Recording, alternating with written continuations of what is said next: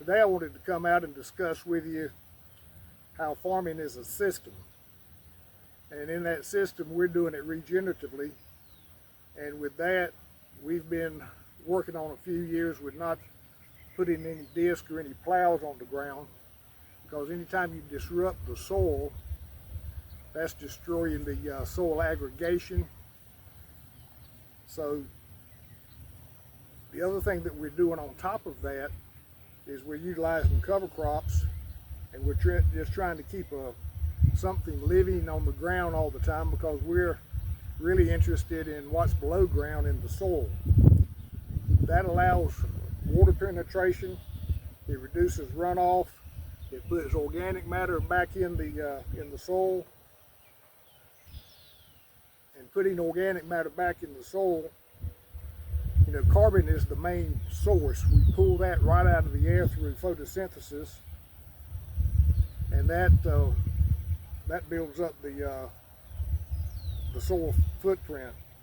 Carbon's the main food source for the soil biology, and when we take the carbon out of the air through photosynthesis, that grows those roots, and the tips of those roots puts out exudates, and the exudates are what is sugar, and the sugar promotes the soil microorganisms, and that microbial community makes for a healthier soil, and that enhances the nutrient use efficiency and enables the plants to grow and develop properly. The healthier the soil, the more resistant it is to drought, insect infestation, and disease. In fact, an increase of 1% organic matter will hold an additional 25,000 gallons of water per acre. And that is huge, because when you're looking at some of the weather patterns that we have now and not getting some of the rains that we like to get on a systematic basis, that is hugely important. Conventional farming, that's constant tillage. It leaves the land naked, tired, and hungry. And when you see farms that are out there, when they're spraying the glyphosate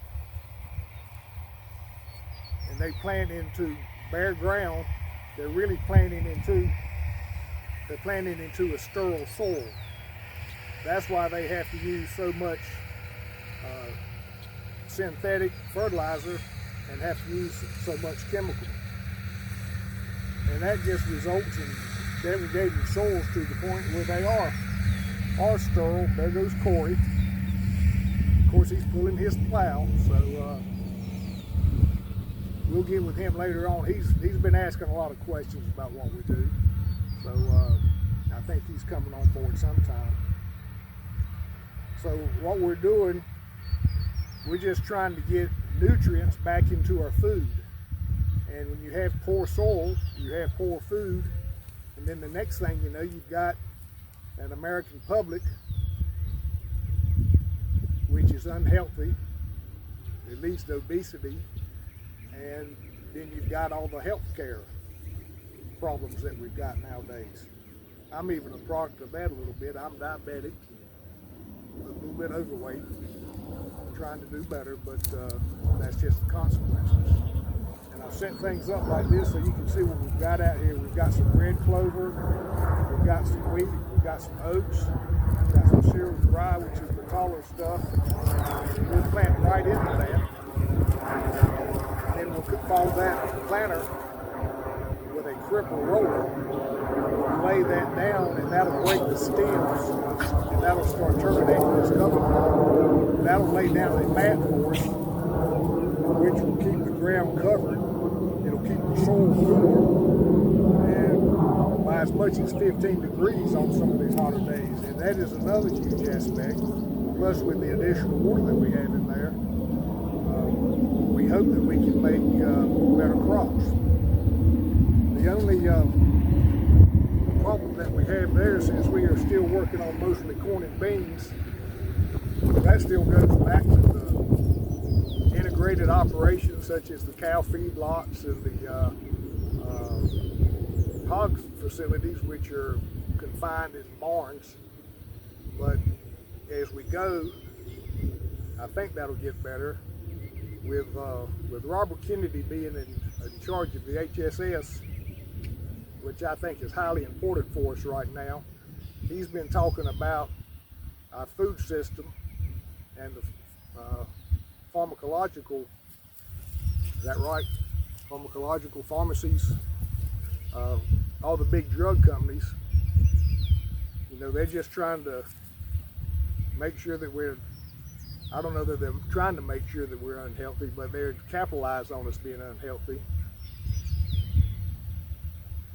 And that's not really good for us. So I think if he can come about and start helping us make some changes, and I think we're going to see more of this coming about in the future, and I think that'll be certainly a good thing.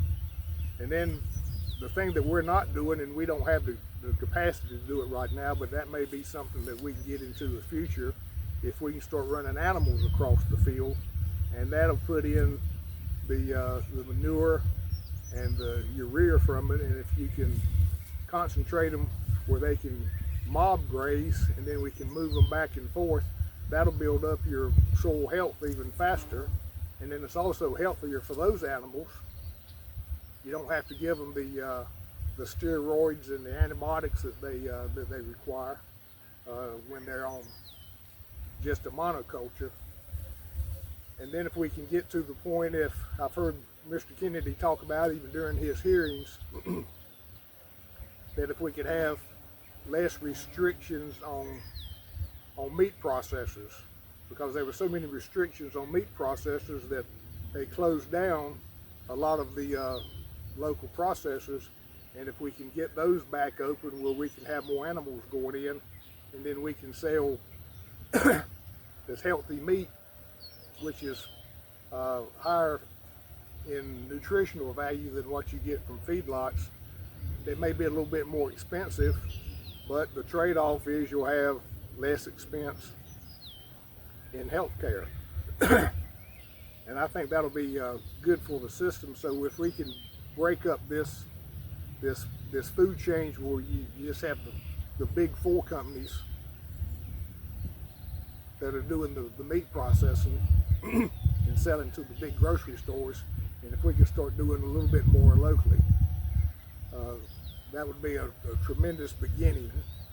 So if you get a chance to talk to any of your representatives, you know, tell them to look at being supportive of regenerative agriculture, and let's get this thing started and get some government programs in there where we are promoting this type of thing. We actually have a little bit of a government program going on because they did help us with the cover crops on this, and just keep going from there, and we can make incremental steps, and we can get to a healthier food system. It may take a while. Another fact that I'd like to really emphasize, that if we had farmers that would eventually buy into this, that if we can keep a green plant on the land and not have these bare fields during the winter, which is actually called desertification, we can be pulling in a lot of the carbon throughout the entire year.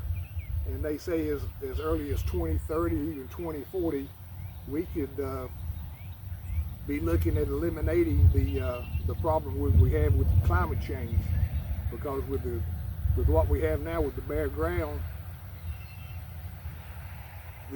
even the weather systems are affected. So if we can get back to where we have constant weather, more rains as needed, and not have these big flash floods and washing everything away, that'll just lead to a better environment. So I think we're on the right track, and we're certainly going to be trying to do our part and improve as we go. Well, I really hope that you enjoyed the content of this video. I would like to see you like and subscribe to my channel, but more importantly, I'd like to hear back your comments, because I'm a believer that we've got to be a better steward to our environment so that we can just have a more positive impact on the things that are around us.